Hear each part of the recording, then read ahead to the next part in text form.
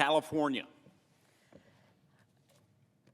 The idea that we would not be taking the issue of lynching seriously is an insult to Senator Booker, to Senator Tim Scott, and myself, and all of the senators, past and present, who have understood this is part of the great stain of America's history.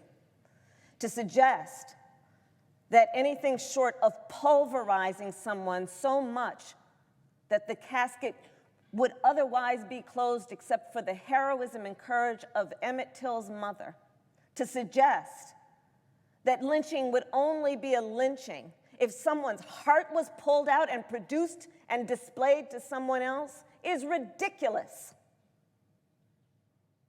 And on this day, the day of George Floyd's funeral, on this day, a day that should be a day of national mourning,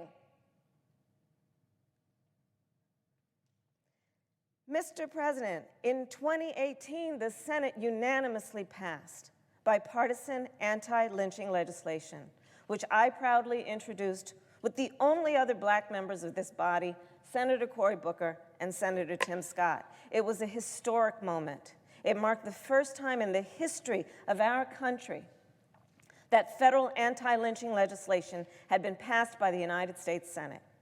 It passed again by unanimous consent in 2019. Senator Paul is now trying to weaken a bill that was already passed. There's no reason for this. There's no reason for this. Senator Paul's amendment would place a greater burden on victims of lynching than is currently required under federal hate crimes laws. There is no reason for this. There is no reason other than cruel and deliberate obstruction on a day of mourning. On this very day, at this very hour, there is a memorial service to honor the life of George Floyd, who was murdered on a sidewalk by a police officer with a knee on his neck.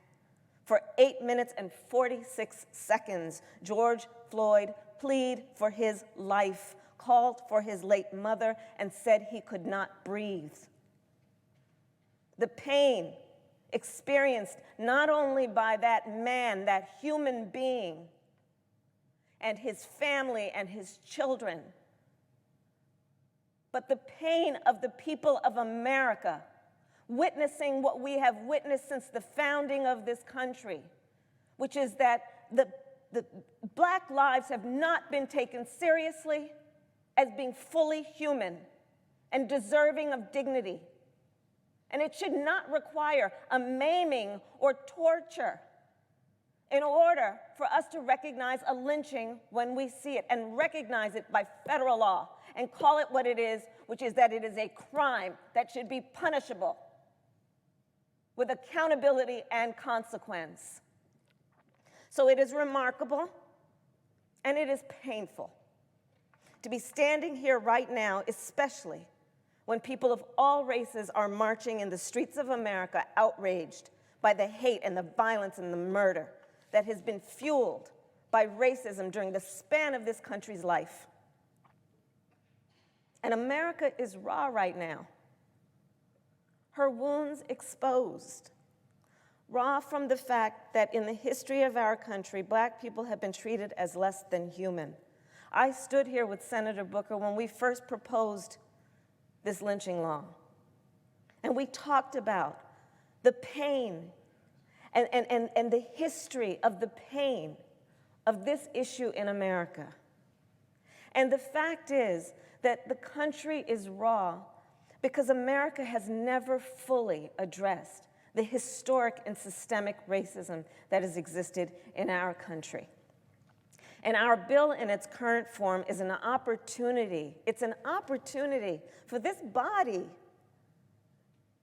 to acknowledge the seriousness of this, to acknowledge that if someone places a noose over someone else's neck, why would you require that in addition their heart would be pulled out or their body pulverized to the point beyond recognition?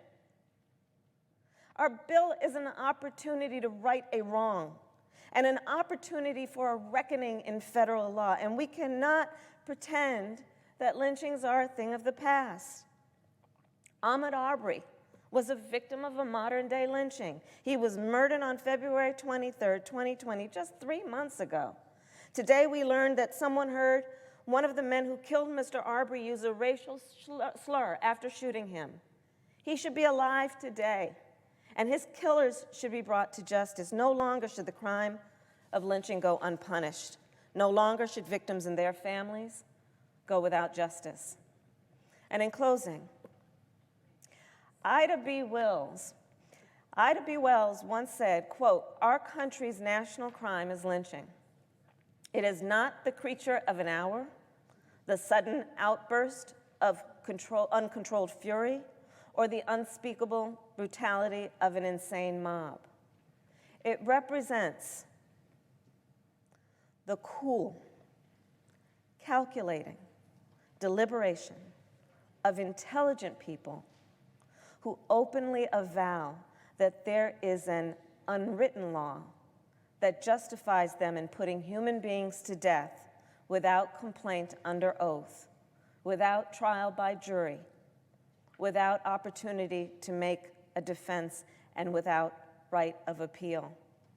Our country has waited too long for a reckoning on this issue of lynching, and I believe no senator should stop the full weight of the law in its capacity to protect these human beings and human life. Senator Booker and I are working on a comprehensive bill to address this hurt and the tragedy at the heart of this National Day of Mourning, and I object to Senator Paul's efforts to weaken our legislation. I yield the floor.